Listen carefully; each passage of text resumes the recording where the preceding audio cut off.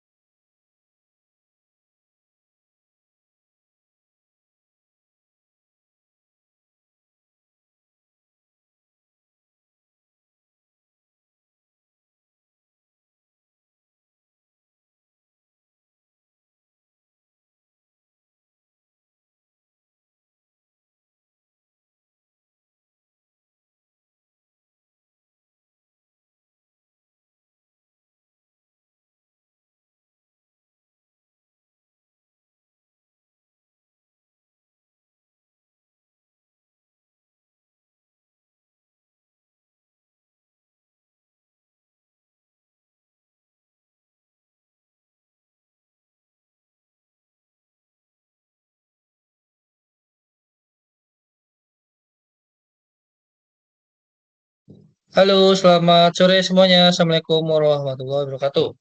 Suara saya kedengeran ya? Tes. Ya, kedengeran Pak. Waalaikumsalam Selamat sore, warahmatullahi Pak. wabarakatuh. Selamat sore, Pak. Waalaikumsalam. Beneran Pak. Oke, sip. Sorry ya, di sana berarti sekarang sekitar jam 4-an. Sudah sore ya.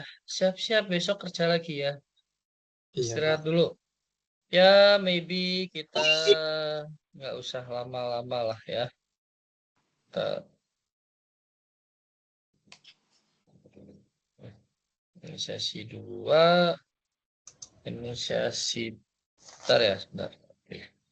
Eh, sorry, tadi saya agak diskusi dulu sama Mbak Ida. Masalahnya ternyata ada trigger ya. eh Awal bulan Desember itu ya kalian ada tes bahasa Jepang kalau nggak salah ya. Iya, Pak. Benar.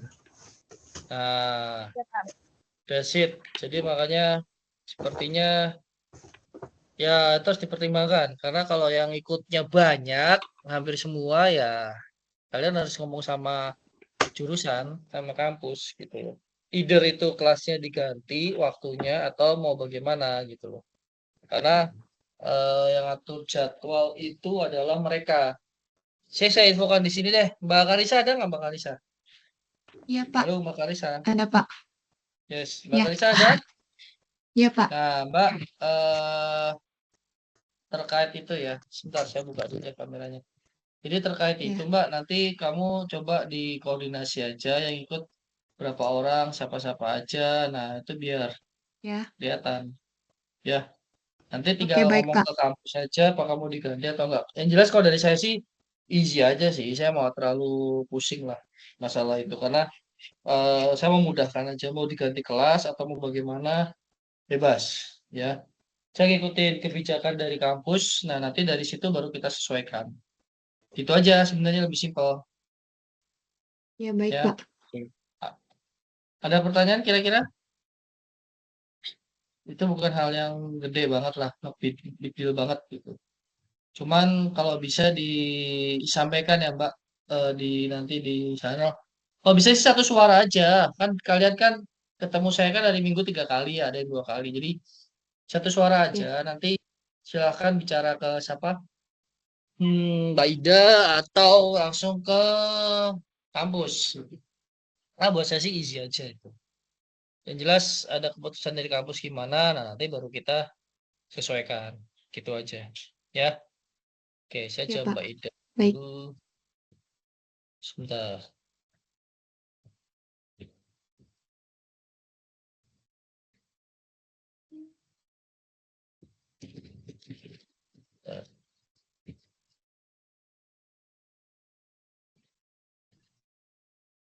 Masalah tanggal 1 Desember.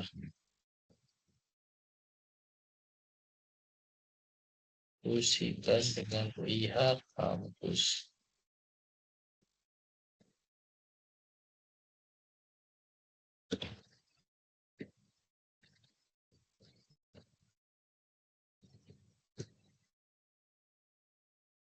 Oke, ini saya udah ngomong ke Mbak Ida ya sebagai ketuanya Jepang. Ya, nanti silahkan perwakilan ngomong sama Mbak Ida. Gitu ya, Oke, siap, Pak. simpel itu. Ya, secepatnya nanti Jadi, saya konfirmasi eh, lagi.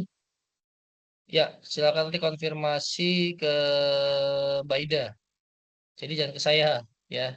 Tuh, Baik, biar Pak. ke kampus. Nanti gimana-gimana, barulah kita bisa selesaikan atau sesuaikan. Ya, baiknya gimana sih kita nanti. Nah, itu aja sih. Jadi nggak terlalu masalah banget. Oke, nanti setelah selesai kuliah, kemungkinan besar akan saya sampaikan untuk materinya di mana namanya di grup ya, kayak yang tadi apa namanya manajemen ya udah saya sampaikan. Nanti kamu semua ingetin saya aja gitu untuk saya apa share di grup. Tapi insya Allah sih saya ingat sih nanti saya share aja. Jadi eh habis kuliah saya share nanti.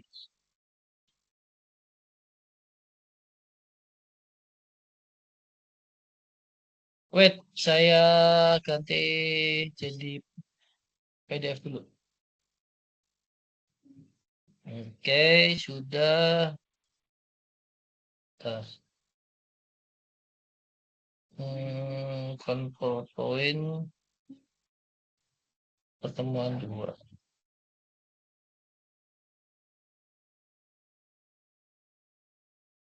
Oh ya, sebelumnya Mbak Karisa sama buat teman-teman. Kemarin saya sempat diskusi-diskusi. Jadi absensi memang by Excel ya, Excel atau catatan ya yang kamu share ke saya ya, Mbak Karisa. Nah, tapi ada cumannya. Coba nanti teman-teman juga coba apa namanya? Saya nggak tahu bener ada atau enggak isi linknya ya, link atau apapun itu yang dari kampus kurang lebih gitu. Nah ya, tuh. Ada linknya nggak kira-kira absensi mahasiswa? Ada nggak? Kayaknya nggak ada deh, Pak, kalau dari Sampai saat ini kampusnya. belum ada, Pak. Belum ada ya? Ya udah nggak Iya, apa. belum Tapi ada, nanti kalau Pak. misalnya itu kalau ada ntar ngikutin aja. Tapi kalau nggak ada ya udah diem-diem aja. Kalau tanya malah tambah trigger lagi nanti ya. Ya kalau selama nggak ada ya udah santai aja gitu ya. Cuma kemarin sempet sempet diinfokan gitu ya. Saya sih hanya nyampein aja. Tuh, tapi kalau ternyata ada isi, kalau nggak ada ya udah just just seperti biasa aja. Udah gitu. Oke. Waduh, sebentar nih Mbak Ida. Pas kesepakatan bersama. Wah, kalau kesepakatan bersama saya liburin aja.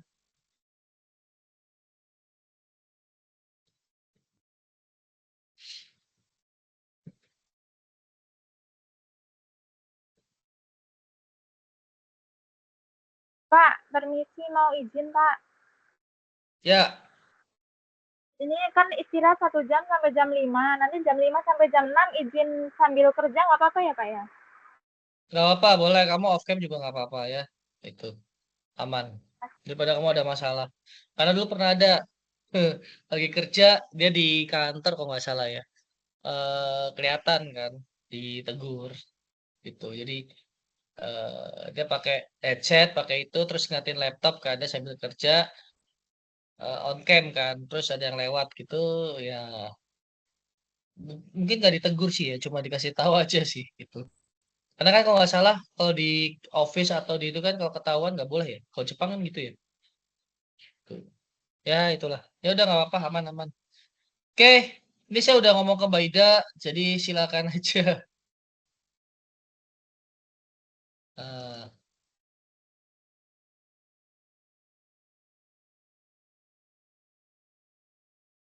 bentar.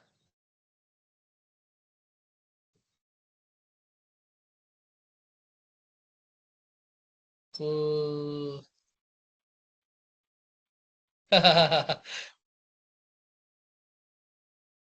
Oke, jadi saya lagi diskusi sama Mbak Ida, mungkin sebagai trigger yang lain. Kalau dari saya sih mungkin kita ganti hari, ya, ya ganti hari. Kalau nggak bisa ganti hari ya udah libur. Tapi kalau libur ya libur semua gitu loh. Nggak ada kelas semua. Tapi disesuaikan aja karena kalau ganti hari pasti kan akan menggunakan hari saya juga kan, gitu loh. Itu aja. Gimana Mas Daniel? Silahkan. Izin Pak, mau nyampein saran nih Pak, itu gimana masukan? Kan ujian itu yang matematika ekonomi kalau di sini kan jam 4 sampai jam 6 ya Pak, di Iya. Jepang ya. Jadwal ujiannya ujian itu selesai cuma sampai jam 6. Jadi yang dari yang sesi kedua yang pengantar bisnis yang dari jam 8 sampai jam 10 malam di sini bisa itu Pak. Cuman yang matematika ekonomi ini Oh, triggernya di jam dong, ujiannya mungkin dari jam 1 sampai jam 6 gitu Pak. oh Di iya berarti seninya kan Pak. cuma di kelas Iya, pagi matematika manajemen sama ekonomi. mateko yang nggak bisa kan. Nah iya. Paling yang Pak, cuman di ya. pengantar bisnis tetap bisa. Ya udah nggak apa-apa aman. Aman. Hmm. Paling kalau di kelas saya kalian yang ikut saya manajemen pagi sama siang ini, ya kan? Yang malam masih aman. Oke. Jadi Hmm. eager ganti hari. Cuma kalau ganti hari kan kalian cuma gak dapat hari Senin ya. Ini gini ya, kampus itu dapat hari itu strict banget karena kan kalian kerja. Paham ya? Saya juga kerja. Jadi kalau kita sesuaikan waktu sudah jelas dan pasti nggak bakalan mungkin kita bisa full. Itu. Saya juga ada kesibukan, kalian ada kesibukan tuh nggak mungkin full ganti hari. Kalau ganti hari minggu depannya lagi, nggak mungkin. Udah pertemuan 8 dan ganti minggu pertemuan depannya lagi, itu kalau udah masuk ujian nanti. Ya, udah selesai persiapan mau ujian.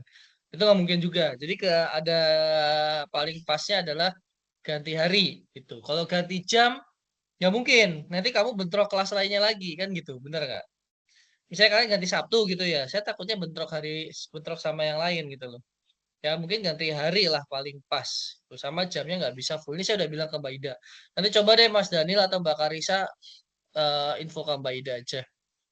Pasnya gimana biar ngomong ke kampus. Karena kampus kan bilang kesepakatan sama dosen kan gitu. Kalau sampai nggak ketemu hari, ya susah ya. Kemungkinan besar sih nggak ada kelas. Kan kita nyari waktu ya. Saya soalnya Selasa, Rabu, Kamis itu full, nggak bisa diganggu. Saya kerja Selasa, Rabu, Kamis. Saya agak kosong tuh Senin sama Jumat. Tuh. Itu waktu kerja saya non dosen. Tapi kalau dosen saya full Selasa, Rabu, Kamis. Jadi itu nggak bisa diganggu juga sih. Saya ngajar di kampus utama saya kan Trisakti. Jadi nggak bisa diganggu. Jadi itu sih paling. Nah, makanya tolong disampaikan aja ke Mbak. Ini saya lagi diskusi sama beliau karena waktunya masih panjang, biar nggak dadakan nanti sama kampus. Soalnya kampus tuh kadang kalau dadakan tuh agak ribet masalahnya ya. Saya nggak bisa ngomong nanti kalau dadakan. Tuh. Itu sih dari saya. Nanti disampaikan aja ke Mbak Ida. Tuh. Baik, Pak. Yang jelas malam masih aman. Gitu. Oke, sebentar saya buka dulu. Ini mana ini barangnya? Wait. Ini kenapa di window nggak mau keluar ya? Sebentar. Ini saya lagi buka PPT ini, tapi kenapa di... Nah, oke sip. Kelihatan ya? Kita ngomongin inisiasi 2, yaitu ngomongin pangkat, akar, logaritma, banjar, dan deret. Itu ya. Ini agak ribet sedikit sih ya. Kamu akan belajar sedikit materi SMA. Khususnya kamu SMA yang masuk SMA ya, SMA. Kalau SMK, I'm not sure. Karena SMK materinya beda, matematikanya. Karena SMK lebih banyak untuk praktikum. Itu yang saya tahu ya. Pas zaman pemerintahan dulu. Tapi kalau pas zaman pemerintahan Nadiem, saya nggak tahu. Kayaknya beda banget. Tapi pas zaman pemerintahnya SBY dulu, masih seperti itu. Ya. Jadi kita akan belajar ini. Bentar, saya WhatsApp Mbak Ida dulu. Wait, Mbak, saya tak itu dulu deh. Belajar. Guys, pilihannya. Bentar ya, Mas. Saya jawab Mbak Ida dulu. Nanti kalian sampaikan sendiri sama dia. 1, ganti hari, tapi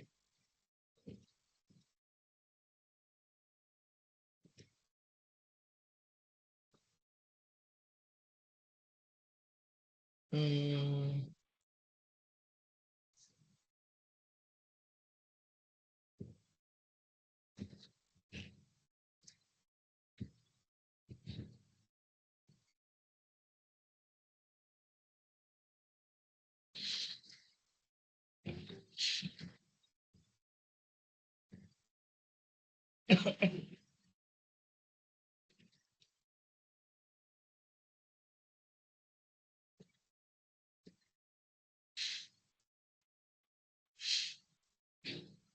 Oke, saya udah sampaikan ke Mbak Ida. Nanti sekalian silahkan WhatsApp ke beliau ya.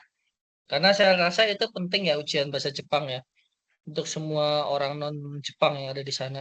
Saya paham itu. Oke, kita ngomongin awal dulu. Pangkat. Ini adalah aturannya. Kaidah pangkat. Saya nggak usah harus pakai pembukaan dulu karena saya rasa kan sudah paham lah.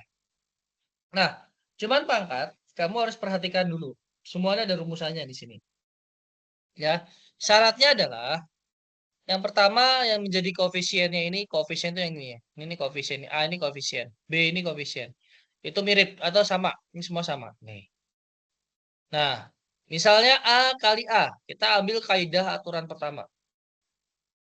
A pangkat M kali A pangkat N. Ini di atas bisa A pangkat M tambah N. Itu. A pangkat M dibagi A pangkat N. Sama dengan A pangkat M kurangi N. Jadi sebenarnya mau sampai kapanpun sampai kamu mati, tambah kurang bagi kali bagi itu udah pasti akan selalu dipakai. Tambah kurang kali bagi. Nah, itu akan selalu dipakai. Ya, itulah jalan-jalan dari Tuhan ya, sistem engineering of the universe. karena itu dipakai di alam semesta, makanya manusia pasti menemukan itu. Karena itu ada hukumnya ya. Dijadikanlah ilmu matematika ya. Tuh. Nah, kalau A pangkat M dalam kurung nih, ini diselesaikan dulu, baru dipangkatkan. Itu sama dengan A pangkat M dikali M. Tuh. Nah, kalau A pangkat M kali B pangkat N sama dengan A pangkat M kali N dikali B pangkat M kali N. Nah, cuman di sini ini harus sama dulu nih pangkatnya M sama M. Baru dipangkatkan N. Kalau misalnya A pangkat N kali B pangkat M dipangkatkan O misalnya gitu, nggak bisa. Jadi harus seperti ini.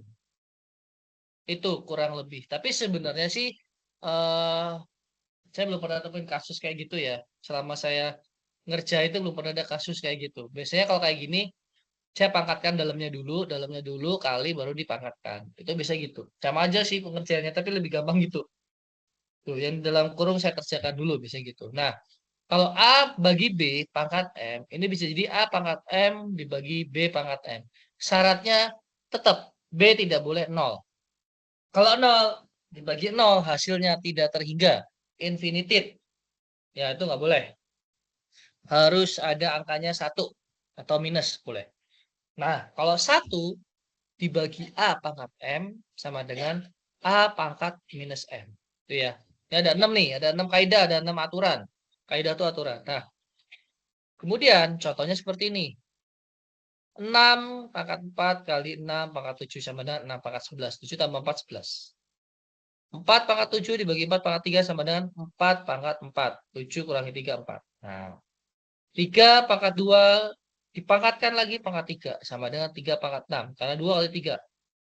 Oke. 3 kali 4 pangkatkan 2 sama dengan, nah, 3 pangkat 2 kali 4 pangkat 2. Tuh, kaidah nomor 4. Nih. Jadi A pangkat M, nah ini dipangkatkan ya. A kali B pangkat M.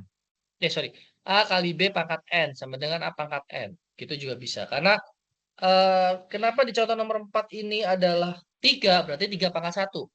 1 kali 2, 3 pangkat 2. 4 itu berarti 4 pangkat 1. 1 kali 2, 2.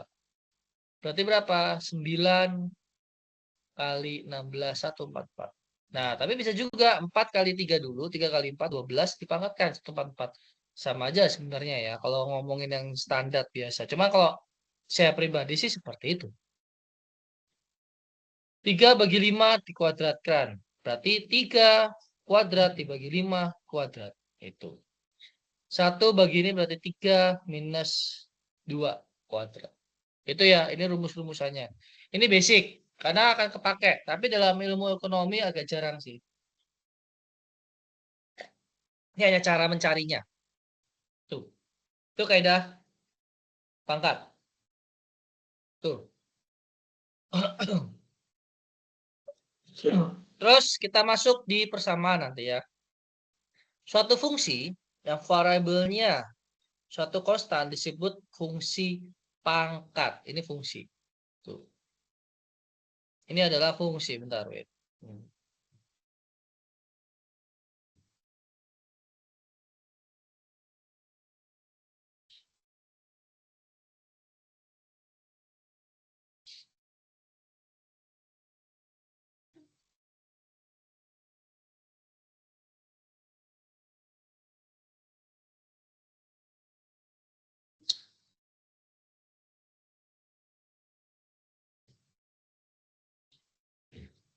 Oke, contoh dari fungsi berpangkat adalah Y sama dengan X pangkat A. Ini kita udah ngomongin fungsi ya.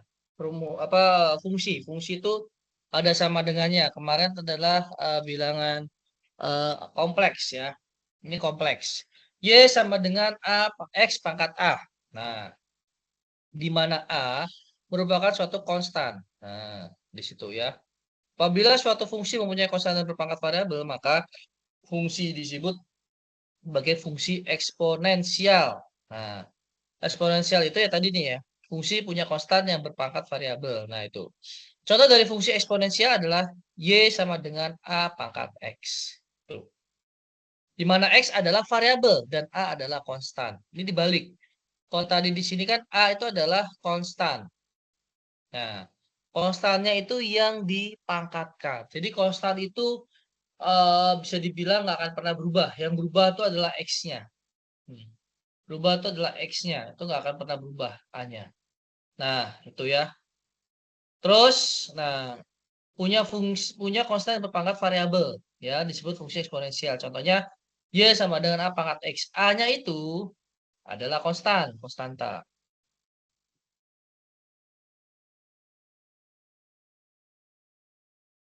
Terus X-nya itu adalah variabel.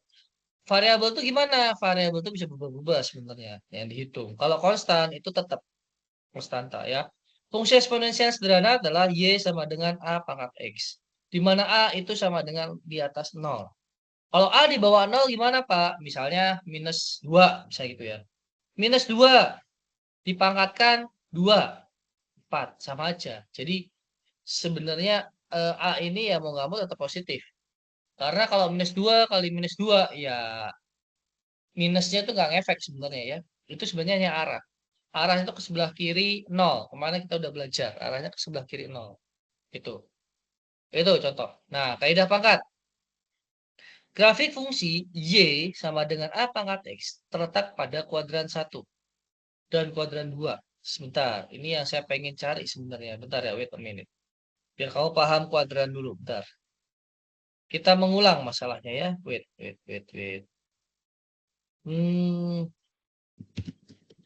Dan 1, 2, 3, 4 dari.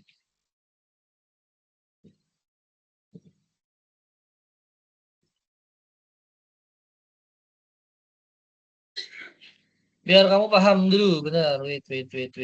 Open.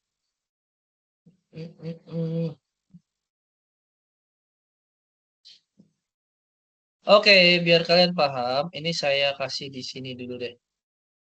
Tapi image.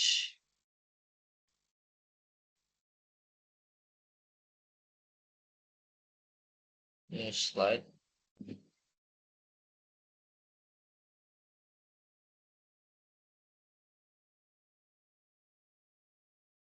Oke, ya open lagi. Harus diginikan biar lebih enak. Pak, kuadran itu gimana sih maksudnya? Ini kuadran. Jadi, ini ada kuadran 1, kuadran 2, kuadran 3, kuadran 4. Nah, ini adalah sumbu X. Seret. Ini sumbu Y. Seret. Ya. Kalau kuadran 1 itu adalah positif. Dan koordinatnya positif. Makin ke kanan, makin besar. Makin ke atas, makin besar. 2. Y-nya positif. X-nya negatif. Makin ke kiri, makin kecil. Pokoknya kalau gede itu makin ke sini tuh makin gede. Ke kanan tuh makin gede. Ini kuadran 2. Kuadran 3. Ya, X-nya negatif, Y-nya negatif. Tuh. Kuadran 4, X-nya positif, Y-nya negatif. Ini pahami dulu ya. Jadi kita ngomongin kuadran. Gitu. Nah, masuk ke sini. Grafik Y sama dengan A pangkat X terletak pada kuadran 1. Kuadran 1 itu di sebelah kanan sini. Ya, dan kuadran 2 sebelah kiri. Grafik fungsi eksponensial tersebut akan merupakan suatu kurva yang naik ke atas red. Ya. Dari nilai A lebih besar daripada 1. Dan merupakan kurva yang menurun untuk 0 kurang dari A kurang dari 1. Nah, gambarnya gimana? Ingat ya, A pangkat 0 itu adalah 1. Nah, ini contoh seperti ini. Nih. 0 kurang dari A kurang dari 1 itu lama-lama gini. Set. Tuh. Ini seperti ini. Nah, kalau yang satunya itu adalah 0 lebih besar daripada 1. Itu naik. Tuh. Bukan 0 sebenarnya ya. Ini adalah A. Ini salah ini. Bukunya salah. Ini adalah A sebenarnya. Saya benerin dulu. Karena kalau kita taklik nanti bingung kita ya. Tahu taklik ya? Taklik itu hanya percaya aja. Nggak boleh. Jadi ini saya ganti A. Karena ini mau rumusnya gitu. Wait.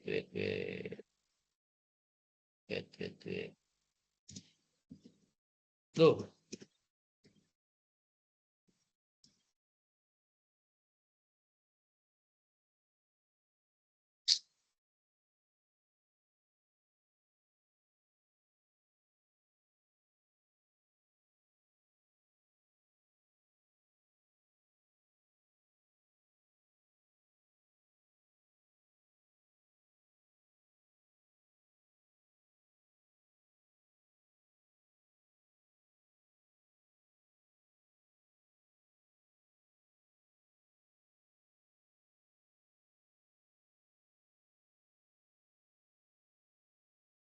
Oke, kelihatan ya? Udah saya rubah nih. Nih, A lebih besar sama 1 sama naik. Set. Nih. Grafik fungsi eksponensial tersebut akan merupakan kurva yang menaik. Seret. Naik nih. Kalau A lebih besar daripada 1. Nah, kalau yang turun itu kayak gini nih. 0 kurang dari A kurang dari 1 nih. Oke, dari ke gambar di atas bahwa tampak bahwa besarnya nilai A itu menentukan kelengkungan kurva. Tuh. Contoh di sini A-nya adalah 0,6. Nih, 0,6 A-nya. Itu melengkung ke bawah. Kalau A lebih besar daripada 1, nah itu melengkung ke atas. Jadi kalau lebih besar daripada 1 akan melengkung ke atas. Kalau di atas 0 di bawah 1, 0, bla bla bla bla bla bla itu akan cenderung ke bawah, gitu ya. Untuk A sama dengan 1, maka Y sama dengan A pangkat X menjadi Y sama dengan 1. Atau suatu garis lurus sejajar sumbu X. Untuk nilai yang lain, fungsi akan mendapatkan sumbu X secara asimetris. Jadi kalau A-nya 1, garis lurus. Seret. Garis lurus aja. Garis lurus. Itu kalau A sama dengan 1. Nah, kita masuk lagi. Fungsi eksponensial yang sering digunakan adalah fungsi yang konstannya bernilai E. Yaitu bilangan alam yang besarnya E itu sama dengan 2,718. Bentuk umumnya adalah Y sama dengan A, E, ini KX plus C. Di mana A, K, dan C adalah konstan, tetap. Itu ya. Dan E adalah 2,718. Nah, kalau dalam ilmu ekonomi, fungsi eksponensialnya digunakan menggunakan bilangan alam E sebagai basis. Tuh. Jadi memotong sumbu Y di titik 0, A plus C. Ini A plus C. Pak, kok pakai C dan sebagainya? Iya, itu konstantanya kan C. Nah, nanti sebenarnya dalam prakteknya, itu yang huruf A, B, C ini akan diganti sama angka sebenarnya. Kecuali X-nya. X-nya yang itu akan dicari atau dihitung. Ya. Tuh, jadi nggak usah terlalu pusing dulu. Kamu pahami dulu aja. Nah, sekarang kaidah akar. Jadi, akar itu lawan dari tadi pangkat. Gitu ya. Akar itu lawan dari pangkat. Misalnya 144 di akar. Jadinya 12. Ya. Karena kalau dalam dulu kita belajar di matematika waktu saya SMP, akar sama kuadrat, kuadrat itu gampang dihitung. 12 kuadrat, 12 kali 12 itu bisa. Tapi kalau akar itu hafalan, ngawang-ngawang, jadi agak sulit memang. Ya, agak lebih sulit kalau akar. Nah, rumusnya akar M, ini akar M dari A pangkat N sama dengan A pangkat N dibagi M. Tuh. Akar M dari A kali B. Itu bisa jadi apa? Akar M dari A dikali akar M dari B. Terus pahami dulu, nanti akan banyak kepakai di rumus-rumus ilmu ekonomi sebenarnya. Fungsi-fungsi kaidah pangkat sama akar ini. Tapi banyak kan sih pangkat atau kuadrat ya. Oke, akar M A. A ini sebenarnya A pangkat 1 ya. Tuh, tapi nggak ditulis pangkat 1 ya. Jadi A pangkat 1 dibagi M. Jadi N ini diganti 1 Ya, kayak nomor 1. Bedanya A-nya ini cuma 1. Ya, A aja. Tuh ya. Nah, kalau apa namanya bergandanya gimana, Pak? Akar M dari akar N A. Berarti M kali N dari akar. Oh, di sini ada O sama aja. O kali M kali N dari akar A. Itu agak ribet, panjang banget dan jadinya. Ya. Akar M dari A bagi B sama dengan akar M dari A dibagi akar M dari B. Dipisah, split ya. Nah, contohnya seperti ini. Ini contohnya. Tuh. Contohnya. Akar 3 dari 4 sama dengan akar 3 dari 2 kali pangkat 2. Kan 4 itu 2 pangkat 2. Jadi kalau dirumuskan sama dengan 2 pangkat 2 dibagi 3. Tuh. Kalau misalnya hasilnya adalah 4 pangkat 1 bagi 3 boleh nggak? Bisa aja sebenarnya. Bisa aja. Cuman kita mencari yang paling kecilnya dari 4 karena ini adalah kaidah akar. Tuh. Ya, seperti itu. Oke. 216 di akar 3. Kita cari nih. Akar 3-nya itu berapa sih? Nah, akar 3 itu kita pecah 8 kali 27. Pak, kok bisa 8 kali 27? Kamu cari kira-kira yang dari 216 ini dibagi berapa yang kira-kira bisa di akar 3 gitu. Kurang lebih gitu. Ya, itu.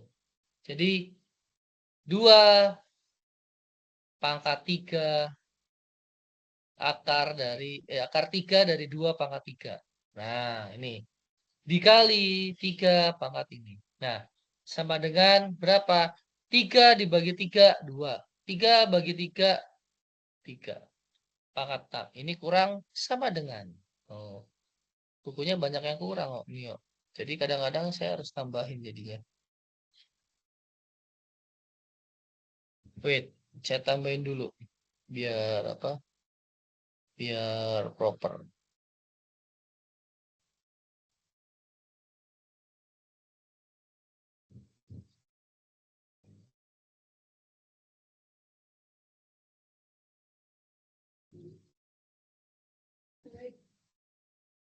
Tuh.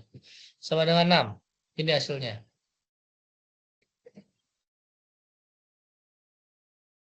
Oke, kalian terima aja dulu ya, karena memang ini ilmunya seperti ini ya. Oke, terus akar 4 dari 16 sama dengan 16 pangkat 1 bagi 4. Nah, atau bisa juga, ya, bisa juga. Misalnya, berapa? 16 itu kan 4 pangkat 2. Nah, sama dengan 4 pangkat 2 per 4. Itu juga bisa. Tuh, tapi kalau di sini seperti ini. Jadi 16 ini kita breakdown lagi paling kecilnya berapa. Berarti 16 ini paling kecilnya adalah kan 2 ya. 2 pangkat 4. Ya. Itu berarti 2 per 4 per 4. Atau sama dengan 2. Nah, seperti ini. Atau kamu mau langsung juga bisa. Nih, langsung juga bisa. Misalnya 16. 16 itu berarti apa? 2 pangkat 4. Paling kecilnya berapa? 2. Pak, kalau 4 pangkat 2 bisa nggak? Nah, 4 pangkat 2, 4 kan 2 pangkat 2. Ya, 2 pangkat 2 berarti ya 2 pangkat 2 kali 2 lah seperti itu. 4 juga hasilnya. Nah, ini juga bisa penyelesaiannya ya. Tuh. Akar 3, akar 2 pangkat 6. Di sini kalau akarnya kosong, itu sebenarnya akar 2. Tuh. Berarti dikali. Ya. 3 kali 2, 6. Akar 2 pangkat 6 sama dengan 2 pangkat 6 dibagi 6 sama dengan 2. Tuh. Sama aja ya. Nah, di sini akar 36 bagi 9. Akar 36 bagi akar 9.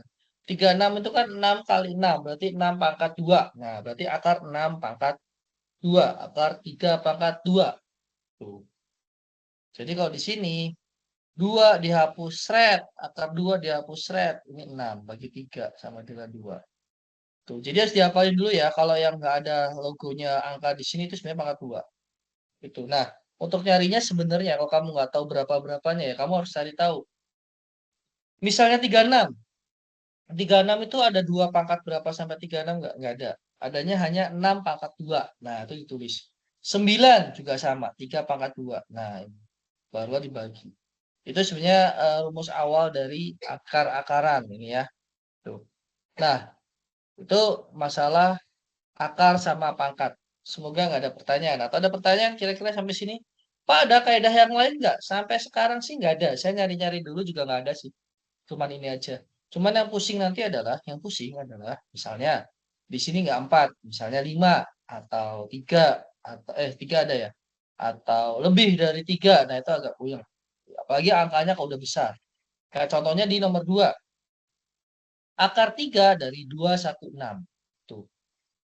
Itu agak puyeng juga ya. Jadi kalau misalnya sebentar, wait a minute. Bentar. Tuh. Akar 3 dari 216 kalau kita mencari langsung itu juga udah akar 6 sebenarnya. Ini adalah akar 6 sebenarnya. Ini akar 6. 6 kali 6 36. 36 kali 6 216. Tuh. Akar 3. Tuh. Jadi eh memang seperti itu. Pak, ada nggak Pak pecahan? Ada. Kadangkala kalau kita ngomongin akar itu ada yang nggak pas. Tapi kalau pangkat itu enak.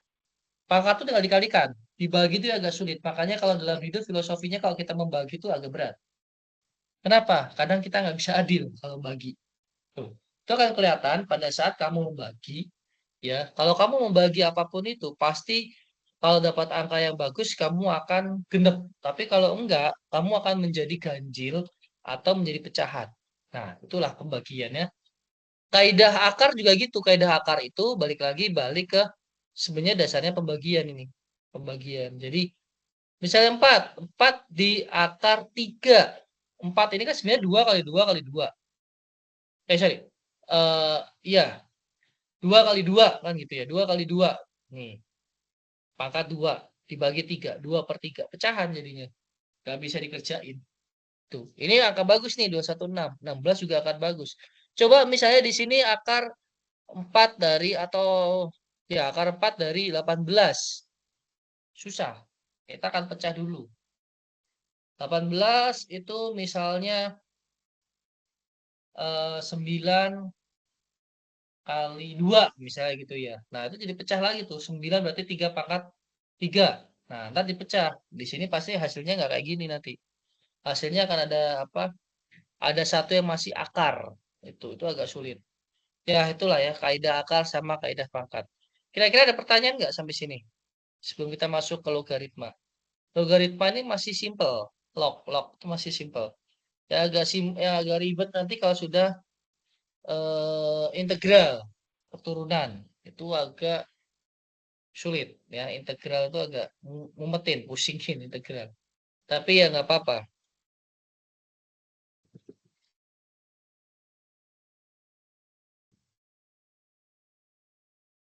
Oke, ada pertanyaan? Kalau integral bisa nanti ada kalau nggak salah diferensiasi deh. Itu naik. Integral turun, diferensiasi naik gitu ya. Itu agak puyeng lagi. Integral itu kan diturunkan, nanti diferensiasi dinaikkan. Itu agak lebih puyeng lagi. Tapi ya itulah ilmu matematika ya. Oke, nggak ada ya. Saya lanjut nih ke kaidah logaritma. Ini logaritma ya, bukan algoritma, beda. Ini logaritma. Logaritma itu sebenarnya dari kata-kata logik yang dibuat perhitungan itu. Logaritma merupakan bentuk perpangkatan juga. Ya, dia juga perpangkatan juga. Secara definisi, logaritma itu menunjukkan pangkat yang dimiliki oleh suatu basis. Sehingga bentuk perpangkatan itu nilainya sama dengan bilangan tertentu. Dengan menggunakan simbol, maka ditulisnya seperti ini nih. Y sama dengan A pangkat N. Untuk A itu harus lebih daripada 0 dan A tidak boleh sama dengan 1. Jadi 1,1 itu baru bisa. Ya. Nggak boleh 1 doang nggak boleh.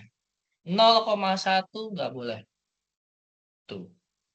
Dan N ini merupakan logaritma dari Y dengan basis A. Basis itu dasar ya. Atau ditulis N sama dengan A log Y. Jadi kalau diketahui Y sama dengan A pangkat N. Nah, dicari yang ini nih. Berarti N sama dengan A log Y. Tuh. Jadi akan dicari kebalikannya. Itu. Misalnya Y-nya 16. Nih, Y-nya 16. A-nya 4. Nah, N-nya kan 2 nih. Dicarinya gimana?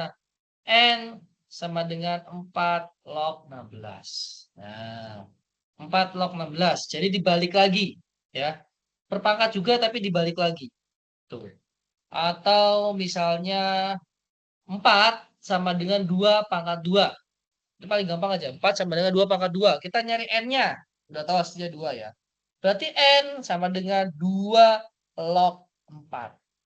Tuh, 2 log 4. Biasanya kalau yang A-nya di sini 2, itu nggak ditulis. Biasanya ditulis log. Tapi kalau pangkatnya lebih dari 2, itu baru ditulis. Misalnya 3 log, 4 log, ya seterusnya. Itu baru ditulis. Itu biasanya. Nah, kita lanjut. Dari sini adalah kaidah atau aturannya. Nih. A log X kali Y sama dengan A log X ditambah A log Y. Tuh. A log X bagi Y sama dengan A log X dikurangi A log Y. Gitu. Pak, kalau ini dikerjakan dulu boleh nggak? Boleh. Ini kerjakan dulu nggak? Boleh. Tapi kadang-kala kamu pusing. Gitu. Misalnya, A log 4 bisa dibuat menjadi A log 2 ditambah A log 2. Tuh. Ya, 4 itu kan sebenarnya 2 kali 2 ya. Nah, itu bisa. Atau A log 6 misalnya. A log 3 ditambah A log 2. Nah, itu bisa. Itu dipecah gitu bisa. Itu ada terkadang itu ada fungsinya. Lebih baik kita pecah daripada kita kerjain. Tuh, misalnya X dibagi Y. Angkanya kok pecahan agak nggak enak ya. Mending A log X dulu berapa dikurangi A log Y dulu berapa. Nah, itu ya. A log X pangkat rasio. Ya, kemarin ya, angka R itu ya. R sama dengan, di sini R ya. X-nya ini pangkat R. Misalnya 2 pangkat 2. Nah, berarti R-nya ini di depan nih. Spread. Nah, itu bisa aja A log X. Itu. Bisa aja seperti itu. A log pangkat X sama dengan A log B kali B log X. Itu bisa. Jadi A log X ini kalau dipecah lagi, itu ada penghubung di sini. Karena A log B dikali B log A, ini silang-silang bergabung menjadi A log X. Itu logikanya. Pak Puyeng, ya iya ini kan kaidah ya. Kita belajar lagi pelajaran SMA sebelumnya. Kalau logaritma sih SMA kelas 1 kalau nggak salah. A log B, kelas 1 atau kelas 2 lupa saya. A log B dikali B log A sama dengan 1. Kenapa? B coret, A log A. A log A itu ya 1. 2 log 2 itu 1. Gitu. Ya. Tuh. A log A itu 1. A log 1 itu 0. Ini diapalin dulu. Kenapa? Kita ambil contoh. Nanti fungsionalnya di bawah ada. Misalnya, log 10 pangkat 2 dibagi 10 pangkat 3. Sama dengan log 10 pangkat 2 dikurangi log 10 pangkat 3. Ya, sama dengan berapa? 2 kurangi 3 sama dengan minus 1. Karena sudah ketemu log 10, ini nggak usah dipikirin. Log 10-nya hilang. Tinggal yang 2-nya aja kurangi 3. Udah selesai. Gitu. Ini pakai log-logan 100 lebih enak ya. Tapi kalau log-logannya nggak 100, misalnya ya A log 625 gitu ya. Atau A log berapa, tapi bukan 100 itu agak sulit. A log 100 sama dengan, log 100 sama dengan log 10 pangkat 2 sama dengan 2. Itu ya. Jadi sebenarnya harusnya nomor 2 dulu, baru nomor 1 contohnya ya. Karena nomor 2 dulu tuh kan sebenarnya lebih jelas ya. A log 100. Berarti log 10 pangkat 2 sama dengan 2. Nah, baru harusnya contoh selanjutnya adalah eh, log 10 pangkat 2 dibagi log 10 pangkat 3. Ya, dikurangi ya ininya. Sama dengan kurangi 3, 1. Jadi kalau di sini ada ketahuan aja. Kalau dibagi, ya 2 kurangi 3, minus 1. Selesai. Kalau gini 100 ya dilihat aja. Ini 2 nih. Ya udah pasti 2. Itu kalau 100. Ya, kalau bukan 100, agak puyeng. Yuk, sekarang log akar 3, 10. Ya, 1. Ini sebenarnya bukan 10, 1 ya. Ya, ini pangkat 1 sebenarnya. Nah, sama dengan log dari, ini dikali deh, ini dikali berarti ya. Log 10 pangkat 1 bagi 3. 1 bagi 3 sepertiga. Sepertiga kali 1 ya sepertiga. Itu. Ya, itu dibagi. Terus log 10 pangkat 3. 3 log 10. Nah, sama dengan 3 log 10-nya hilang. Oke, log-logan itu yang lazim itu biasanya di sini adalah 10 log 10. Tuh. Kalau 10, jadi sini 10 ya. Ini tiganya hapus saja ya. Jadi 10 log 10 itu 1. Tuh, jadi lognya itu yang sering itu kan adalah log 10 dan seterusnya. Jadi itu lebih common itu. Jadi log itu sebenarnya adalah pangkatnya, kalau tadi kan rumusnya adalah pangkatnya A. Nih. Pangkatnya kan A dan bla bla bla. Ini log ya. A log A sama dengan 1. Sebenarnya nanti kalau dalam prakteknya ini 10 log 10 sama dengan 1. A ini bisa diganti berapapun. Cuman yang biasa kita pakai itu kalau di matematika dulu itu pakainya 10. Teman nggak tahu nanti kalau di ekonomi ya. Karena saya kalau di ekonomi jarang pakai log-logan. Hampir nggak pernah pakai log-logan. Malah yang susah itu adalah kalau di ekonomi pakai pangkat. Berpangkat. Y sama dengan, nah pakai bilangan kompleks. Y sama dengan, itu agak ribet. Nah, LNE sama dengan 1. Ini log natural ya, E sama dengan 1. Itu. Kalau tadi 1, di sini kita bisa lihat nih, A log A sama dengan 1. Ada rumus lagi apa namanya? Dicontoh ln E sama dengan 1. Nah, kalau akar E ya kali 2 sama dengan, ini kan di sini akar ini kan 2 ya. Ini kan 2, harusnya ada 2, tapi nggak ditulis. Jadi ln E bagi 2. Itu. Itu harusnya seperti itu. Terus ln 1 log natural sama dengan log natural 1 sama dengan 0. Cuman biasanya nomor 5, 6, 7 ini jarang dipakai, hampir nggak dipakai. Kecuali kamu masuk ke matematika murni. Seperti itu. Ya, tuh. Oke, wait a minute.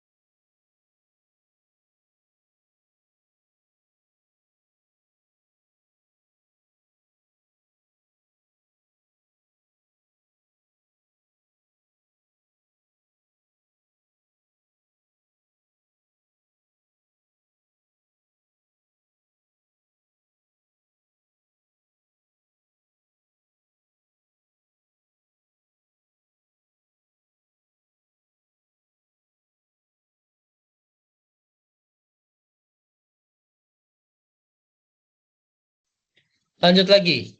Sorry. Nah, ini ya saya lanjut lagi. Nah, kaidah logaritma masih.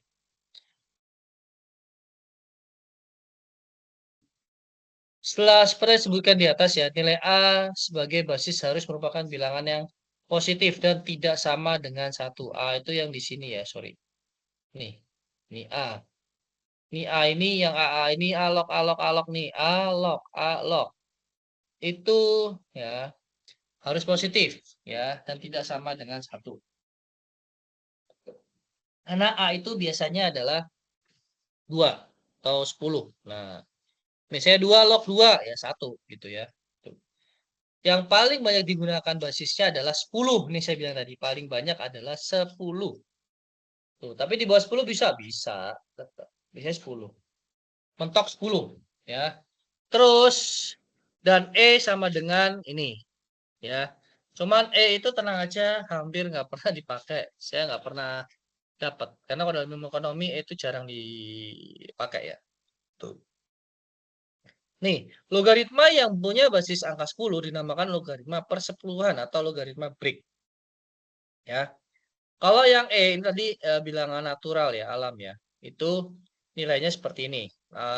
Logaritma alam atau natural ya. Di sini logaritma Napier seperti itu ya.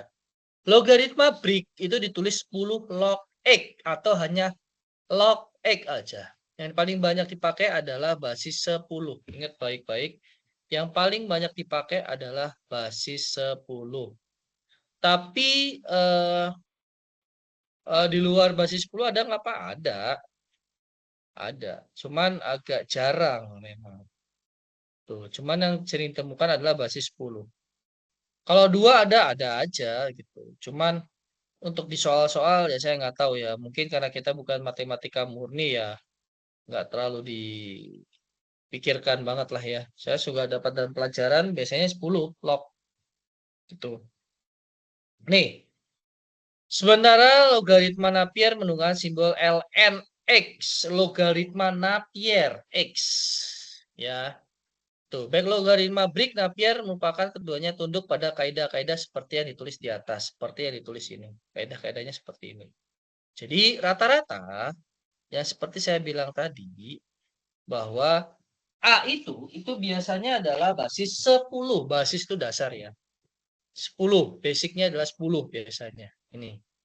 Itu yang lazim dipakai ya Bricks tadi. Kalau yang enggak Bricks ada. Tuh, bisa.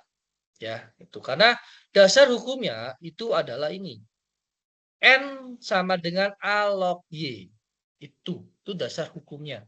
Kenapa? Lah kalau di sini N-nya 2, di sini 4, ya bisa aja 4 pangkat 2 kan sebenarnya. Nah, kita tinggal balik ke sini. 4 pangkat 2 berapa? 16 ya. Berarti A-nya adalah 4 log 16 sama dengan 2. Itu bisa. 4 log 16 sama dengan 2. Bisa. Sebenarnya rumusnya adalah ketika Y sama dengan A pangkat N, itu bisa kita ambil gini deh ya, contoh ya. Ini yang pernah saya dapat sih gini ya. Semoga bisa diterapkan. Aduh, ini gimana sih ini? Wait. Kita ambil basicnya. Tadi kan basicnya pakai Bricks. Bricks itu kan apa namanya? Semuanya kan 10 ya, basicnya kan 10. Nah, kita gini aja. Contoh. Misalnya Y, halo, kok nggak mau? Y sama dengan A, saya pangkat N-nya gini aja ya. Nah, ini. Misalnya, Y-nya itu adalah 16 sama dengan 4 pangkat 2, kan gitu. Nah, kalau mau logaritmanya, berarti N-nya itu adalah N sama dengan, nah, 4, ini atas ya. 4 log Y-nya berapa? 16. Nah, sebenarnya N ini kan 2 nih. Ini kan 2. Nah, sebenarnya paling simpel itu adalah kalau kamu rumus biasa itu rumusnya adalah N ini sama dengan ya 16 bagi 4.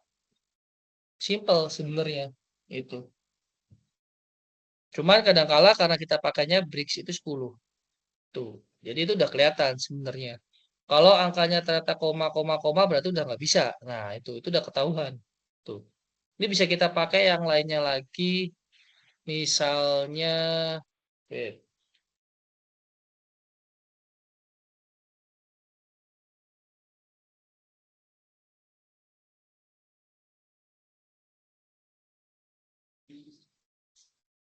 Oke, contoh.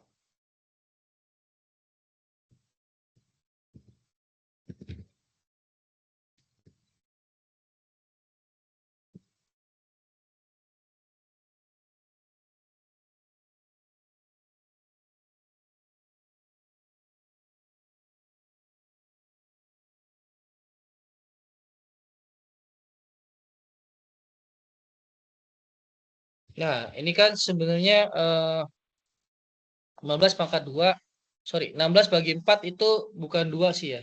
Salah ininya.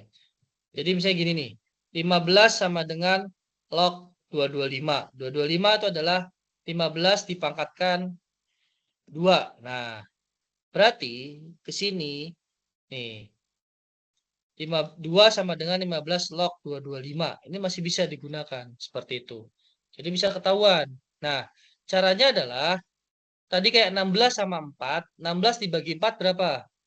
4 kan? Berarti 4-nya itu kelipatan 2. Nah, kalau kayak gini, itu maksudnya gitu. Jadi dari sini, kalau kita lihat di sini, ini kan sebenarnya 225 dibagi 25 itu sama dengan, sorry, maaf, bagi 15 itu sama dengan kan 15. Berarti kan ini sebenarnya kelipatan 2. Nih, ini sama ini sama. Ini kan kelipatan 2. Di sinilah jadi 2. Sebenarnya gitu. Kayak tadi misalnya 16 bagi 4 sama dengan 4. 4 kelipatan 4 kali 4. Nah, kan 2 nih. Temulah 2. Itu dulu kalau saya kursus seperti itu. Ya, jadi caranya seperti itu. Makanya kita bisa lihat, kita bisa balik. Nah, masalahnya kalau di Brix ini tadi itu adalah wait. Di Brix tadi kita menggunakannya adalah basis 10. Jadi 10 log X seperti itu. Tapi sebenarnya di bawah 10 itu juga bisa karena di sini kan maksimal ya. Ya, paling banyaknya 10. Ini kan maksimalnya kan 10. Kurang lebih segitu. Kalau 12 gimana? Saya belum pernah tahu sih. Rata-rata 10. Ya, tuh. Ini logaritma. Jadi logaritma itu adalah pangkat yang dibalik aja sebenarnya. Tuh ya. Ini pangkat dibalik aja. Itu logaritma. Itu simple sebenarnya ya. Tuh. Ada pertanyaan sampai sini kira-kira? Ada?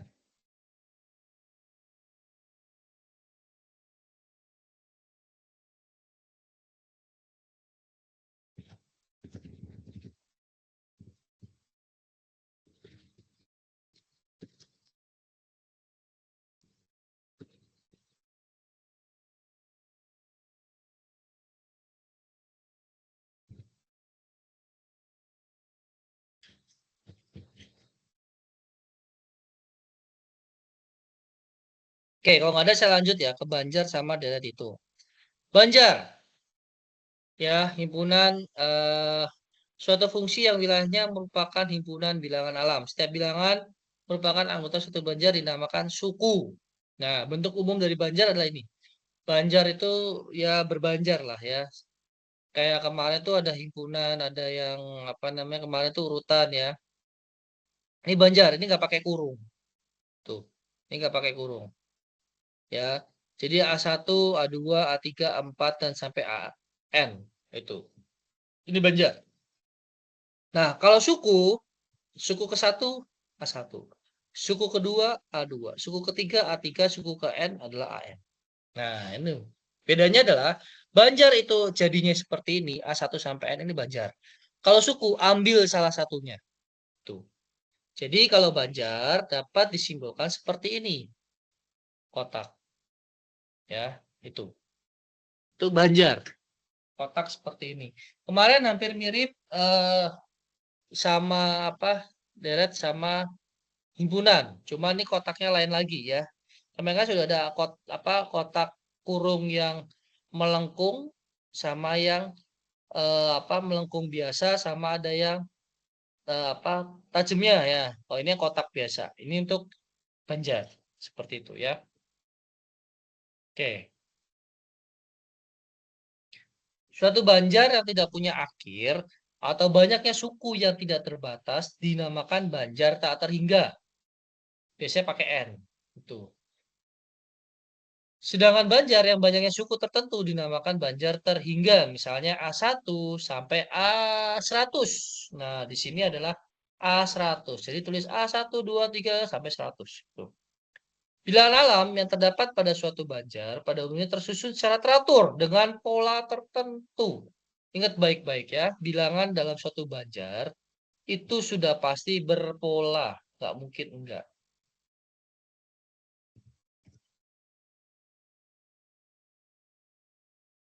Nih.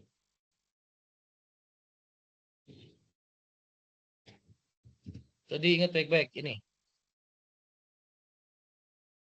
Kalau nggak ada polanya, nggak mungkin. Pola tertentu. Dengan memperhatikan pola yang terdapat pada suku-sukunya, banjar dapat dibedakan menjadi banjar hitung, banjar suku, atau banjar harmoni. Tuh. Nilai alam ingat ya, angka 1, 2, 3, dan seterusnya itu alam. Terus banjar hitung adalah banjar yang antara suku-sukunya itu punya selisih yang besarnya sama. Nah, misalnya di sini ada contoh nih banjar hitung. A2 min A1 B, A3 min A2 B, A4 min A3 B, seperti itu. Contoh, kalau ngomongin banjar hitung 2 ya. Kemudian S1 2 3 4. Nah, itu banjar hitungnya gimana? Suku 1 itu angka 1. Suku 2 angka 2. 2 kurangi 1, selisihnya 1. Suku 2 2. Suku 3 3. 3 kurangi 2 1. Seperti itu. Jadi itu ada selisihnya teratur ya. Atau misalnya 1 3 5 7 9 11 13 dan seterusnya. Itu ada aturannya, yaitu apa? Selisih 2. Nah, itu contoh seterusnya. Ya, tuh. B ini bisa merupakan beda yang bisa tetap dan dapat bernilai positif atau negatif. B ini bisa positif, bisa negatif. Tapi yang jelas antara ini itu harus ada, nyebutnya apa ya? Saya bilang harus ada aturannya, harus ada normatifnya, harus ada rumusnya. Misalnya A2 kurangi 1, A3 kurangi A2, A4 kurangi A3 itu semua nilainya sama. Gitu. Oke. Contoh, Banjar N sama dengan 1, 2, 3, 4 saya bilang tadi. SN kurangi S Banjar N min 1 sama dengan 1. Ini kan selisihnya 1, 1, 1 semua. Atau ini selisihnya 5, 5, 5, 5, 5 semua. Ini kalau saya langsung gini kelihatan nggak? Sorry. Saya cek dulu, tanya dulu. Kelihatan nggak kira-kira? Semoga kelihatan ya. Atau masih yang penjelasan tadi? Halo? Kira-kira kelihatan nggak nih gambarnya? Masih pengertian banjar dan deret hitung, Pak. Pengertian banjar, Pak. Nah, ini masih banjar dan deret hitung ya? Oh ya udah, saya harus keluar dulu nih berarti. Repot banget. Sudahlah, nggak apa-apa. Oh, ini Nih, udah masuk contoh ini, Pak. nah ini udah berubah ya? Ya, oke. Nah, Ya. jadi kalau ngomongin banjar, ini ada rumusnya nih. Ini saya rumusnya ini paling gampang. Ini selisih 5. Ini selisih 12 min 12N. 10 ke 8 ke 6 ke 4. Nah, ini kan selisih 2 ya. Selisih 2, selisih 2, selisih 2, selisih 2, selisih 2 terus. Seperti itu. Pak, kok awalannya 12? Iya. Karena ini di sini angka 10 awalannya. Tuh. Menurun ya, 10 ke 8 kurangi 2. Ini nggak bisa SN minus SN min 2, itu nggak boleh, nggak bisa. Karena rumusnya adalah 12 kurangi 2N. Ya. 2N di sini misalnya 1 nih. Ya, 12 kurangi 2, 10 di sini ya. Kalau naik agak enak, naik. Semua naik, seret gitu ya. Ini naik nih. Ini naik 5 tambah 5 tambah 5 tambah 5 tambah 1 tambah 1 naik. Kalau ini kan menurun. Nah, ini agak ribet. Tuh. Itu rumusnya. Oke. Sekarang Banjar masih. Ini kaidah-kaidahnya. Tuh. Banjar ukur adalah banjar yang antara dua suku berurutan punya hasil bagi yang sama besarnya. Nih, ini banjar ukur. Tadi hanya banjar aja. Banjar hitung, ini banjar ukur. Ya. Banjar ukur itu pembagian. Di mana nilai P itu merupakan nilai banding. Banding itu rasio ya. Banding rasio itu adalah pembagian. Rasio itu pembagian. Kita ngomong, wah rasio dari, nah itu udah pasti pembagian. Apa yang kamu bandingkan? Dibandingkan itu antara S2 banding S1. Itu pembagian pasti ya. Yang merupakan bersifat tetap dan dapat bertanda positif atau negatif. Contohnya seperti ini. Di bawah ini. Nah, ini ntar kamu bisa pelajari sendiri. Nah, kita ambil contoh di sini.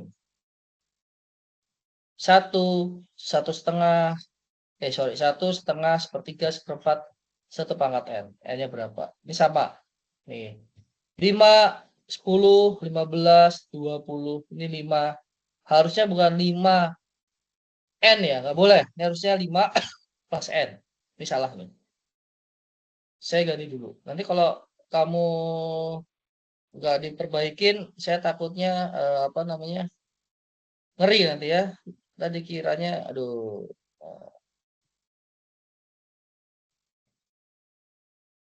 Oh sorry, ini 2. Oh bener ding. Ini 5 kali N, bener. Ini 1 kali 2 kali 3 kali 4, bener. 5N. Tuh. Jedanya segitu. Itu contoh banjar harmoni ini ya. Kebalikan dari banjar hitung. Kalau banjar hitung itu seperti ini. Ini banjar hitung. Kalau banjar harmoni itu kebalikannya, jadi pakai per. Nih, pakai per di bawah. Kalau banjar hitung itu di atas semuanya. Nih, A1, A2, A3, A pangkat N. Banjar ukur kalau dibandingkan A2 banding A1, A3 banding A2. Seperti itu seterusnya.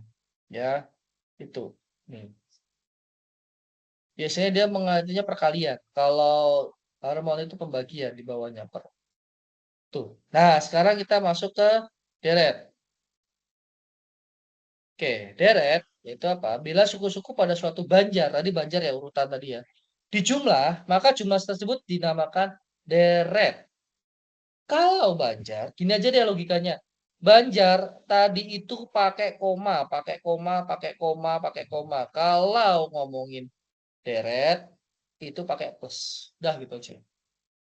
Ya. Kalau deret hitung itu 1 plus 2 plus 3 plus 3. Wah, ini deret, ini hitung. Kalau ukur itu ada rumusnya. 5 ke 10 berarti berapa? Kali 2. 10 ke 20 kali 2. Ya.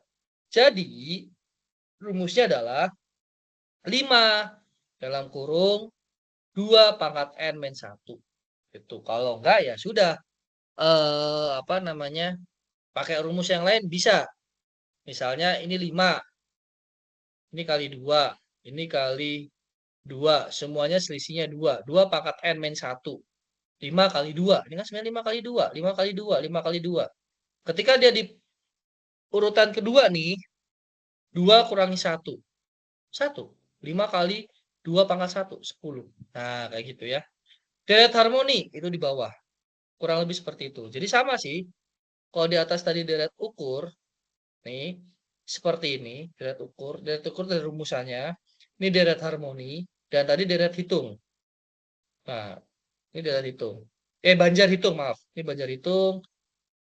Banjar ukur. Banjar harmoni. Sama. Ini adalah deret. Seperti itu. Nah, secara umum ditulis yang namanya deret itu adalah ini. Kayak gini. A1, A2, A3 plus. Ini di plus semua. Titik plus N. Pak, kalau misalnya ini minus boleh nggak? Boleh. Tapi sebenarnya minus itu adalah A1 plus dalam kurung minus A2. Kurung tutup. Plus minus A3. Kurung tutup. Jadi plus itu kan sebenarnya minus tapi di dalam kurungnya. Itu. Ya, kurang lebih seperti itu. Nah, deret masih untuk menyikat penulisannya, pakailah sigma. Tulisnya seperti ini, tulisnya ya. Pak, gimana? Ya, ini mau nggak mau kita telan aja karena ini sudah ada rumusannya seperti ini ya. Ini cara nulisnya. Itu. Ya mau nggak mau. Nah, ini untuk terhingga N. N ini ada apa ya nyebutnya? Ini ada batasnya. Misalnya batas sampai 2. Jadi ditambah tambah itu kan sigma ya. Itu. Adalah N. Tapi kalau tidak terhingga di atasnya nggak usah ditulis. Itu ya. Nah, deret ukur dan deret hitung ya, ukur tadi yang A1 plus 2 plus 3 yang urutannya kelihatan simpel. Sama deret hitung kita pakai rumus ya, misalnya dikali 2 dikali 3. Nah, sering digunakan dalam matematika ekonomi, itu sering. Nanti ada grafik kurva keseimbangan. Nah, equilibrium itu bisa pakai. Tuh. Contoh, misalnya prakteknya. Ya, ada tokoh ahli ekonomi ya, pernah menyatakan bahwa penduduk mempunyai kecenderungan untuk tumbuh seperti deret ukur. Itu. Sedangkan bahan makanan tumbuh deret hitung. Pak, deret ukur tuh yang mana? Ini deret ukur. Kalau makanan itu deret hitung. Nih. Seperti itu. Jadi kalau manusia itu adalah deret ukur. Misalnya setiap tahun pertumbuhannya 2 kali lipat, 3 kali lipat, 4 kali lipat, bla bla bla bla bla. Kalau makanan itu deret hitung. Jadi ya urutannya simpel banget. Tahun ini 100, tahun depan misalnya 150. Jadi nggak ada rumusan secara deret ukur. Bukan ukuran yang pasti gitu ya. Jadi masih hitung aja, cuman hitung biasa seperti itu. Kalau manusia itu ada kelipatannya. Itu contoh, ini menurut si Matius ya. Jadi kita telah mengenal deret ukur dan deret hitung. Nah, maka pernyataan Matius tersebut mengandung arti bahwa pertumbuhan penduduk itu sangat cepat. Lebih cepat dibandingkan pertumbuhan makanan. Hasilnya seperti itu. Itu kesimpulannya. Ini dipakai di ilmu ekonomi. Nah, itu contoh ya. Ini udah ngomongin deret. Kita masih ngomongin deret lagi nih. Apabila A adalah suku pertama dari suatu banjar dan B adalah beda antara dua suku yang berurutan, ya, sesuai dengan pengertian deret hitung, suku pertamanya A, suku keduanya A plus B, suku ketiga A plus 2B, suku keempat A plus 3B, dan seterusnya, dan seterusnya. Ini sebenarnya ada A plus 0B, suku pertama. Jadi B-nya 0, dikalikan B 0. 0 kali B, tapi kan nggak mungkin ditulis ya, karena 0 itu kali B ya 0, jadi makanya A. Jadi, misalnya suku ke-50, berarti A plus 49B. Itu. Suku ke-98, A plus 97B. Gitu seterusnya. Maka rumusnya A plus N minus 1B sama dengan SN. Suku ke berapa? Tuh. Kok bisa suku, Pak? Iya, biasanya nanti akan dilihat. Misalnya, pertumbuhan ekonomi di, misalnya, kuartal keberapa, itu berapa. Itu sebenarnya mainnya suku. Suku keberapa nanti. Misalnya misalnya di bulan ke-12 gitu ya. Berarti kita ngomongin suku ke-12. A plus 11 kali B. Nah, itu bisa. Itu contoh. Bentar.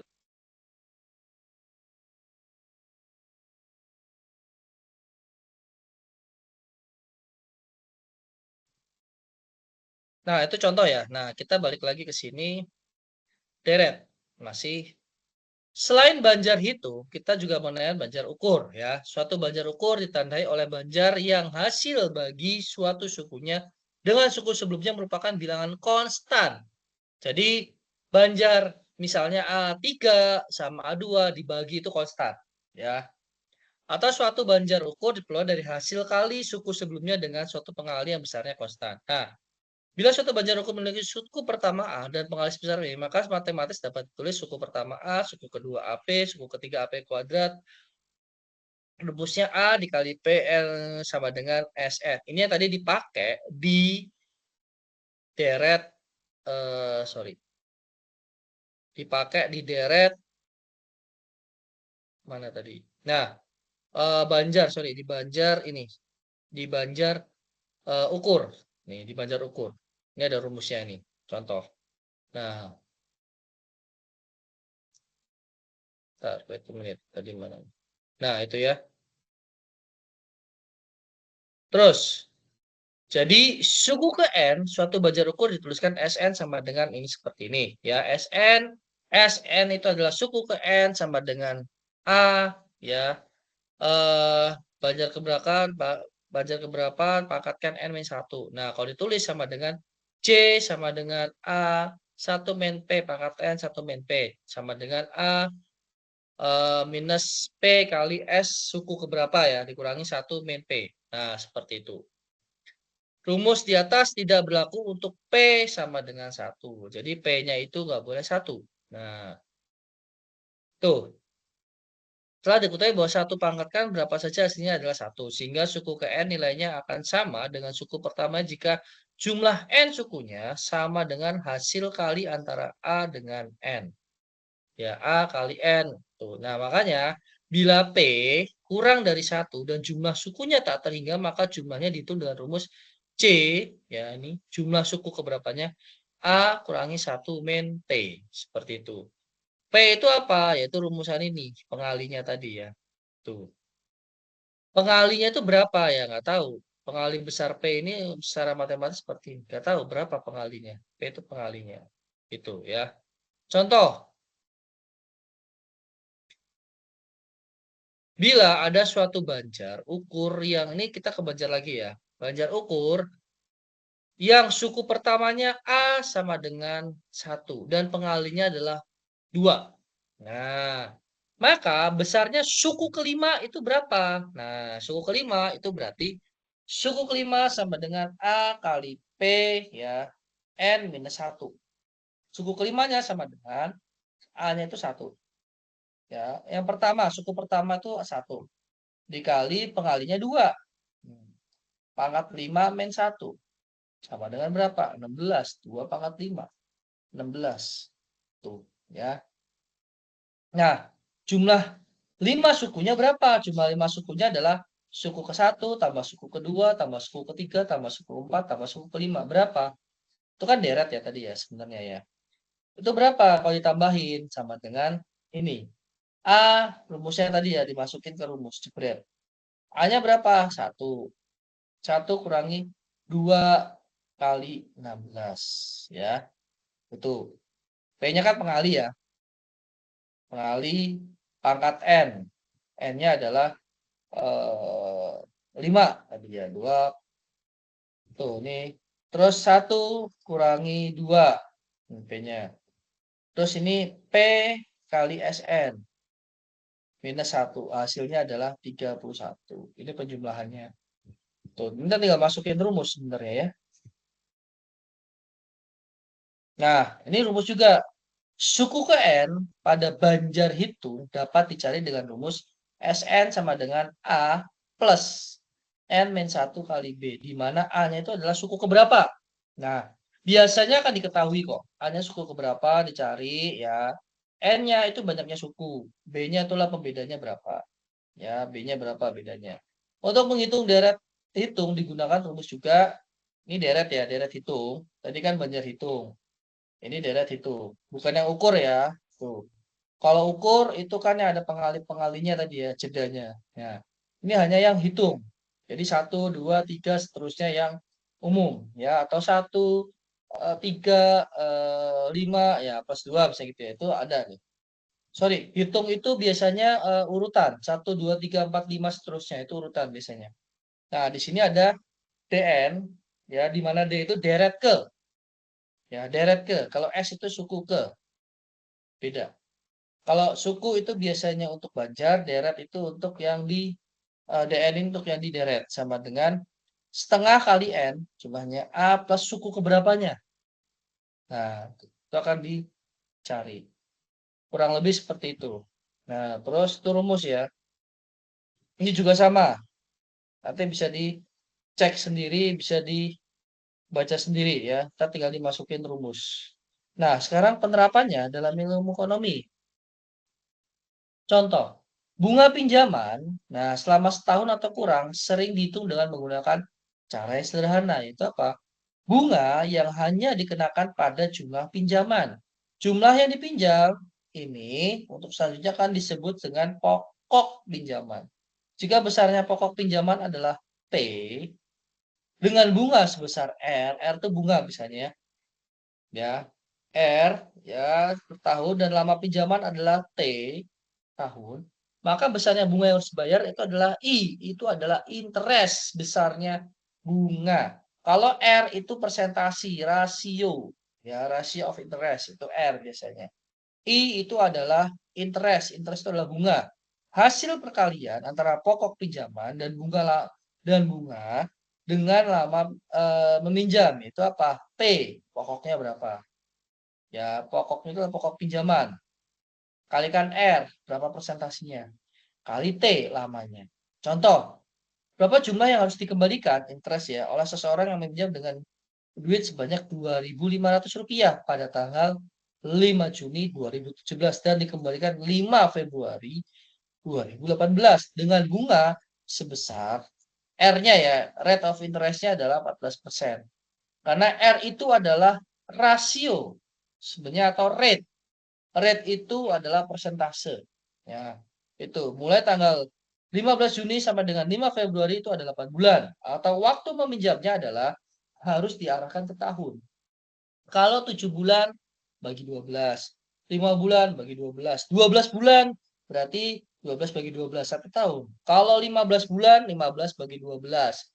Berarti berapa? 1/4 tahun. Atau 16 bulan berapa? Nah, itu ada semuanya ya. Jadi semua diarahkan ke tahun. Jadi 8 bagi 12, 2/3 tahun. Jadi besarnya bunga pinjaman, interestnya adalah P kali R kali T. Nah, P-nya 2.500 tadi.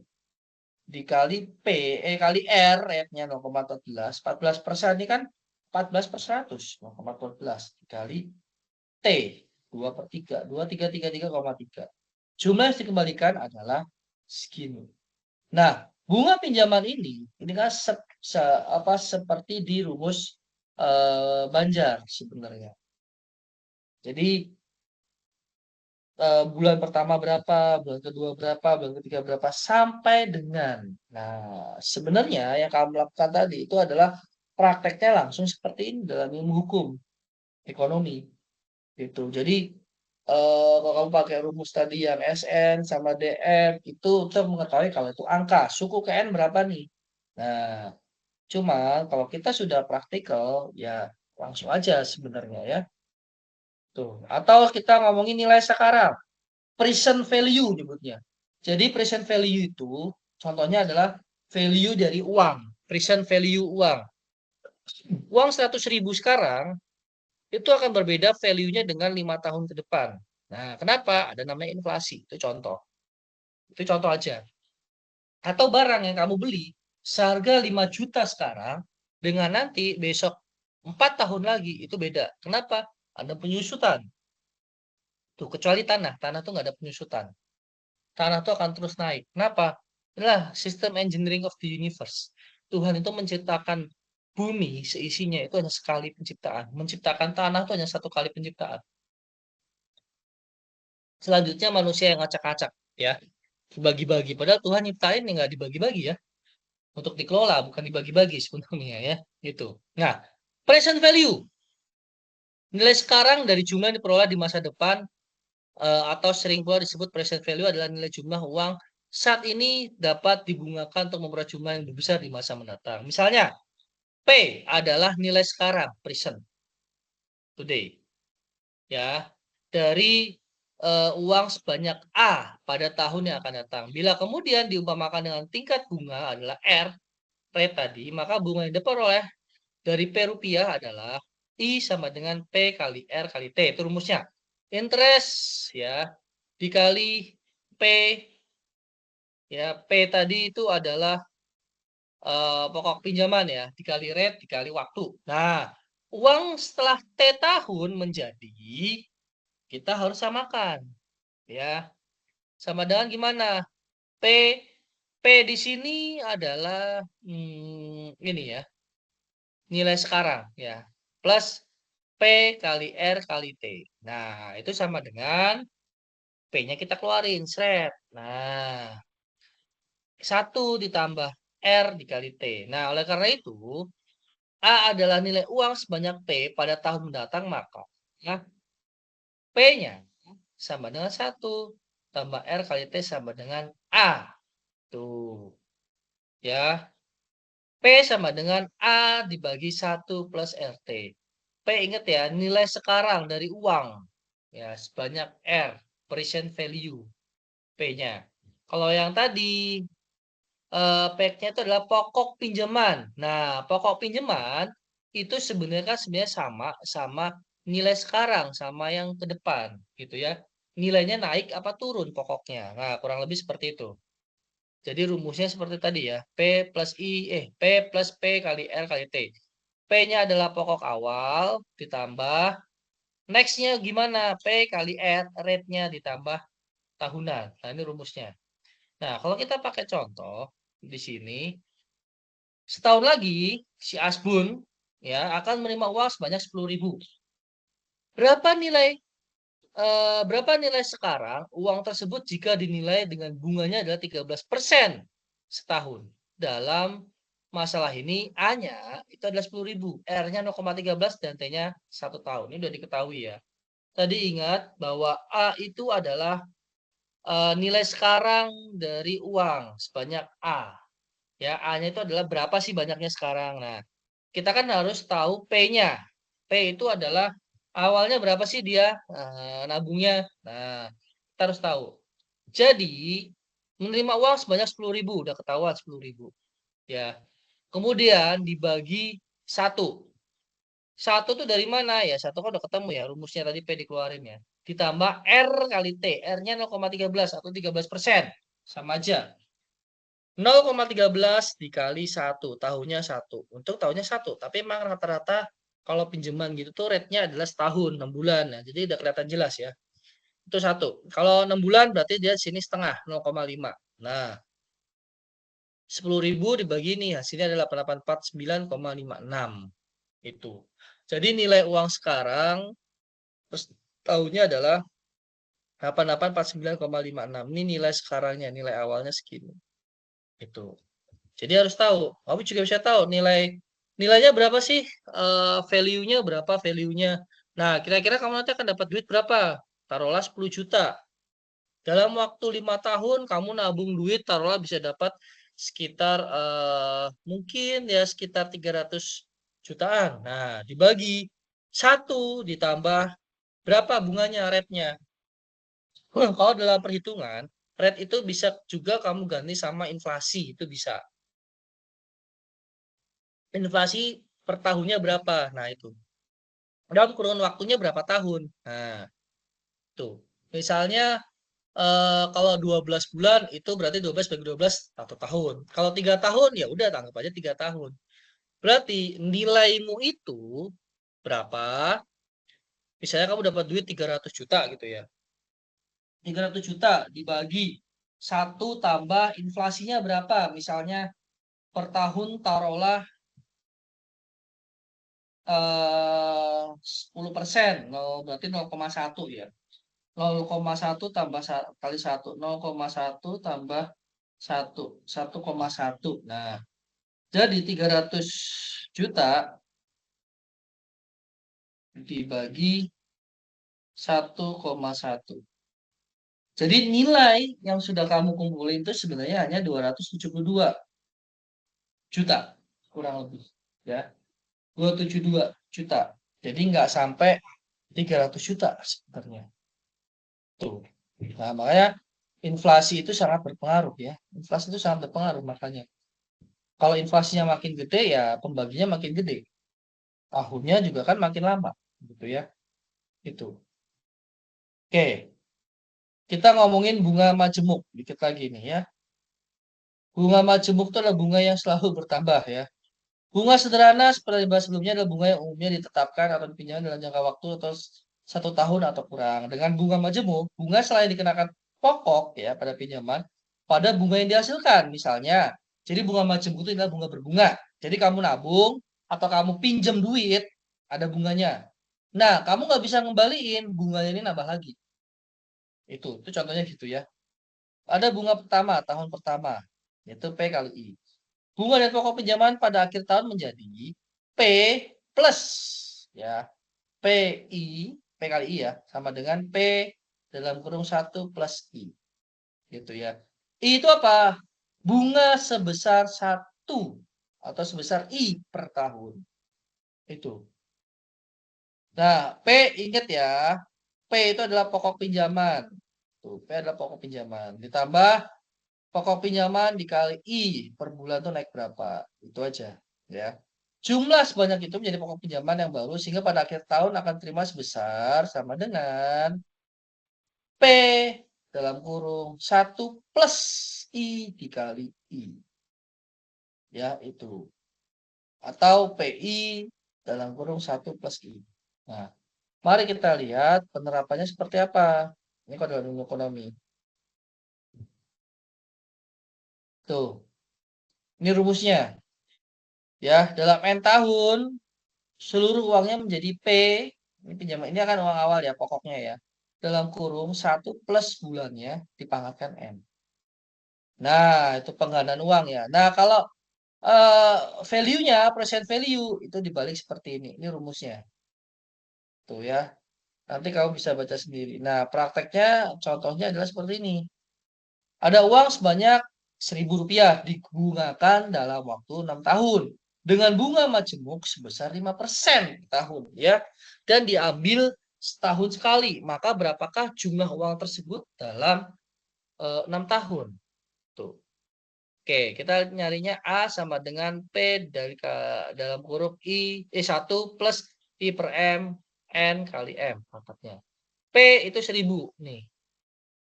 Ya, awal nih. Pokoknya awal. I 5%. Nih. Bunga dalam waktu 6 tahun. 5%. I.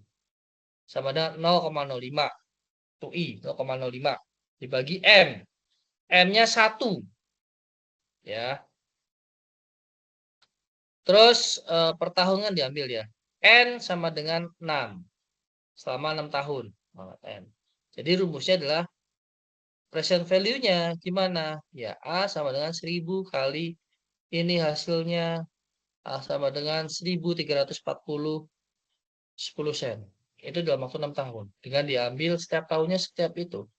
Setahun sekali kan? Tuh, M itu setahun sekali diambil. Ya. Kurang lebih seperti itu. M itu adalah pembayaran bunga yang dilakukan dalam M kali setahun. Nah, kalau M kali setahun ini kan bunganya dibayarkan setahun sekali lah. Kurang lebih kan seperti itu. M ini kan setahun sekali. Kalau 2 tahun sekali, ya 2 tahun sekali. Cuma biasanya M itu setahun sekali. Biasanya bunga dibayarkan. Kurang lebih seperti itu. Ini contoh penerapannya. Pak, kok beda ya Pak sama deret sama ukur dan sebagainya? Iya, nanti kalau sudah menjadi rumus, biasanya akan ada rumus baru sendiri. Nah, yang tadi suku keberapa, deret keberapa, yaitu ketika ngomongin matematika murni. Kan ngomongin matematika murni. Kalau ini kan udah bukan matematika murni, kan udah matematika ekonomi. Jadi sebenarnya kalian untuk deret sama ukur ya itu hanya just know aja bahwa itu adalah matematika murni seperti itu. Nah, kalau dalam ujian gimana?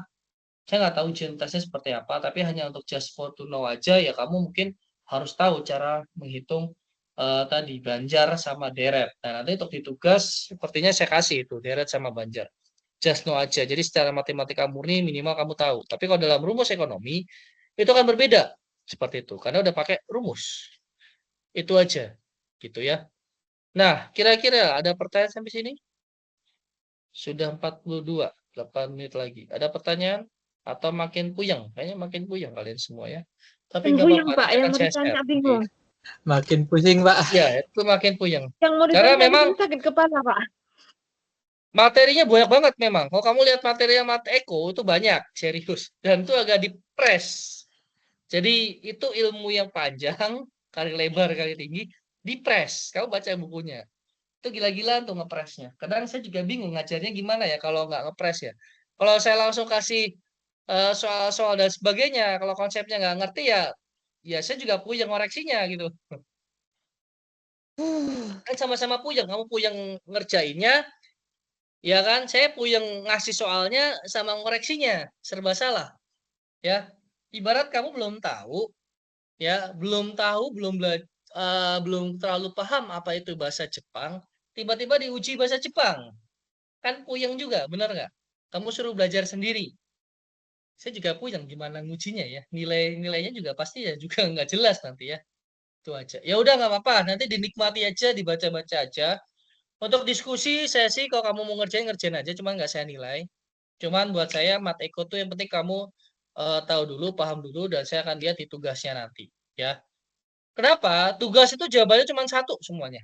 Nggak ada jawaban A, B, C, D, E kayak di manajemen sama pengantar bisnis. Ya mungkin masih ada kedalaman analisis. Karena kalau Mateko, ketika gajimu 10 juta, ditulis 1 juta, beda nggak artinya?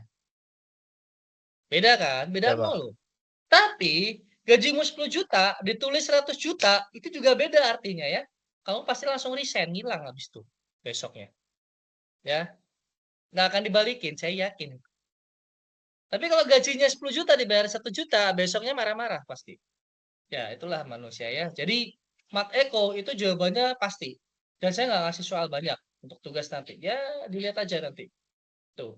Nggak akan banyak, terserah kamu ngerjainnya gimana. Yang penting jawabannya akan saya lihat sama nggak. Kalau jawabannya sama, sudah pasti pengerjaanmu benar.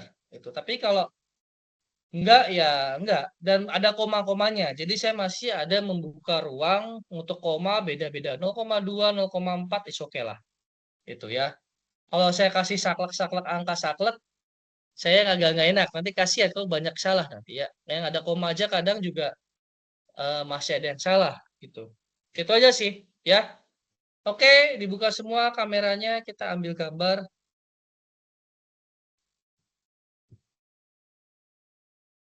Oke, saya ambil ya. Yuk. Oke, 1, 2, 3. Sip. I think is enough. Thank you semuanya. Ya, kita ketemu lagi minggu depan untuk Mateko ya. Tapi kalau untuk yang non Mateko nanti malam kita ketemu lagi buat